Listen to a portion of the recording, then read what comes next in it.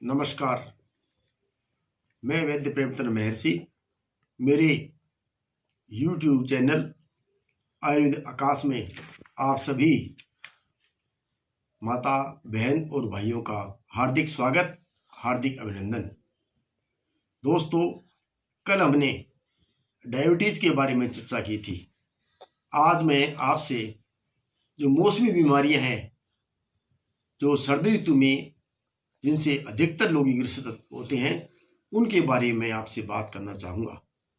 सर्वप्रथम मैं छोटे बच्चों के लिए बात करना चाहूँगा, जो बच्चे अधिकतर निमोनिया से, खांसी से, जुखाम से ग्रसित हो जाते हैं।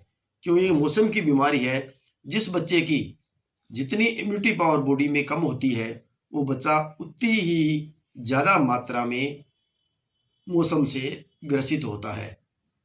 जिस बच्चे की इम्यूनिटी पावर ज़्यादा होती है या जो बच्चा शरीर में हेल्दी होता है, उस बच्चे पर जुखाम खांसी का असर बहुत कम होता है। इसके लिए कुछ विशेष बातें ध्यान देने योग्य है, जिससे हमारा बच्चा सर्दी के मौसम में किसी भी हालत में ग्रसित नहीं हो। प्रातःकाल प्रतिदिन प्रत्येक बच्चे को, जो बोर्न बेबी है, जो 5 साल से कम छोटी उम्र के बच्चे हैं, जो दवाई लेने में असमर्थ है, उन बच्चों को शहद, तुलसी का रस और अदरक का रस मिला करके प्रतिदिन उनको दिन में 3 बार आप चटाइएगा। इससे उनकी बॉडी में इम्यूनिटी पावर बढ़ेगी और इसके साथ ही बच्चे को खांसी जुखाम से राहत मिलेगी। इसके अतिरिक्त जो बच्चे ऊपर का दूध पीते हैं, उन बच्चों को जब भी आप दूध पिलाएं, तब उस दूध के अंदर अल्प मात्रा में भुनी हुई हल्दी का पाउडर और शहद मिलाकर ही उनको पिलाएं। ध्यान रखा जाए कि कभी भी किसी बच्चे को लेटा करके दूध का पान नहीं करना चाहिए, क्योंकि इससे बच्चे के कानों में गलत असर होता है। अतः ये नुस्खा छोटे बोर्न में भी बच्चों के लिए बहुत ही कारगर है। वर्तमान में आम आदमी को, चाहे वो बूढ़ा हो, जवान हो, माता हो, बहन हो, जुखाम से इस मौसम में अक्सर लोग पीड़ित हो जाते हैं। आयुर्वेद के मतानुसार जुखाम को प्रतिशय बोलते हैं और सादी भाषा में इसको फ्लू बोलते हैं। दूसरी तरफ एक रोग पीनस होता है।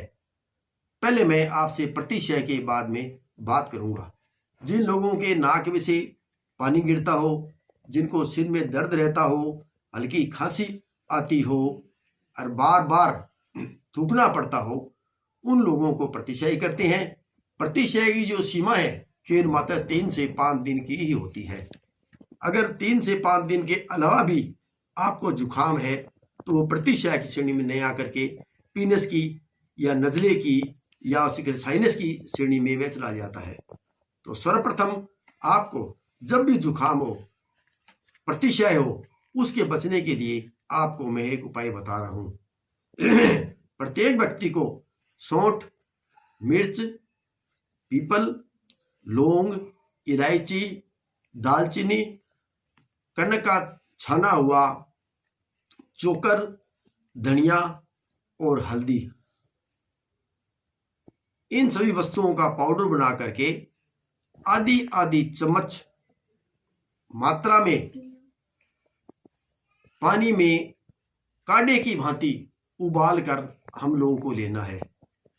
दिन में 3 बार आप अगर इस औषधि का प्रयोग करते हैं, तो निश्चित रूप से आपको जुखाम में बहुत ही गूढ़ रूप से फायदा मिलेगा।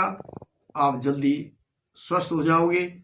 प्रतिशय में कभी किसी आदमी को गरवाने की किस प्रकार दिक्कत नहीं होती है, क्योंकि यह एक मौसमी बीमारी है जो आम आदमी की होती है। और ये होती तभी है जब आदमी की बॉडी की इम्यूनिटी पावर कुछ कम होती है। जो लोग अस्पुष्ट है, जिनकी इम्यूनिटी पावर बहुत ज़्यादा है, वे लोग कभी भी इस प्रतिशय से ग्रसित ही नहीं होते हैं। अब मैं आपके सामने इसका जो दूसरा रूप है, जिसको सामान्य बोलचाल की भाषा में नज़ला कहते हैं, आयुर्वेद की भाषा में पीनस कहते हैं और एलोपैथिक भाषा में जिसको हम साइनस कहते हैं। जिस व्यक्ति को यह साइनस की बीमारी होती है उस व्यक्ति के नाक से पानी गिरना, भयंकर मात्रा में छींके आना, आंखों में खुजली चलना, सिर में दर्द रहना, मुंह का ग्लो समाप्त हो जाना एवं लास्ट में उस व्यक्ति को सांस की दिक्कत हो जाती है, जिसे हम साइनस कहते हैं। इसमें अक्सर कई रोगियों के दोनों नाक बंद रहते हैं और किसी रोगी का इसमें एक नाक बंद रहता है। मैंने जो पूर्व में आपको प्रतिशय की जो औषधि बताई है, अगर उस औषधि को पीनस का रोगी नियमित रूप से लेता है तो उसको सांस लेने में किसी प्रकार की कोई दिक्कत नहीं होगी, उस लोगों को बहुत अच्छा ही फायदा मिलेगा। पीनस में शास्त्र में लिखा है कि जहाँ कोई भी औषधि काम नहीं करती है, अगर किसी व्यक्ति को भयंकर रूप से प्रातःकाल छींकी आती है और गले में उसके खराश है, नाक से पानी गिरता है, तो उस व्यक्ति को 50 ग्राम दही, 10 ग्राम गुड़, 4 काली मिर्च का पाउडर प्रतिदिन अर्ली इन द मॉर्निंग प्रातःकाल उठते ही उसको लेना है। उसके उपरांत 1 घंटे तक गर्म वस्त्र का प्रयोग करना है, उसमें लेट जाना है, जिससे सोडियम शरीर के अंदर जो गर्मी उत्पन्न होगी उससे पीनस पर बहुत असर पड़ेगा और वह व्यक्ति छींक और नाक में पानी गिरने आदि बीमारी से बच सकता है। यह एक अचूक मेरा नुस्खा है, चाहे कितनी भी छींके किसी व्यक्ति को आती हो, अगर वो इस व्यक्ति का इस औषधि का वह व्यक्ति प्रयोग करेगा तो निश्चित रूप से वो पीनस जैसी बीमारी से उसको बहुत बड़ा फायदा हो जाएगा। साथियों, अक्सर क्या देखा जाता है कि अगर पीनस के अंदर हमारे गले से रेशा श्वास नली के जरिए फेफड़े में हमेशा जाता रहता है, तो उससे रोगी है वो श्वास का रोगी हो जाता है, जिसको डॉक्टर लोग कहते हैं कि आपको एलर्जिक अस्थमा हो गया है। अक्सर रेशे की वजह से जो फेफड़े के छिद्र है वो छिद्र बंद हो जाते हैं, जिसमें ऑक्सीजन की मात्रा का संचार नहीं हो पाता है, जिसकी वजह से ही उसको सांस लेने में परेशानी होती है। वो सांस में उसको आवाज़ सुनाई देती है। अतः जरूरी है कि जिस व्यक्ति की प्रतिशय हो या जिसको पीनस हो, उस व्यक्ति को कभी भी किसी भी प्रकार से किसी भी परिस्थिति के अंदर कोल्ड ड्रिंक का प्रयोग उसको नहीं करना चाहिए। नहीं इस प्रकार की रेशेदार मिठाई, रसगुल्ले टाइप की मिठाई या केले का प्रयोग उसके लिए सर्वथा ही वर्जित है।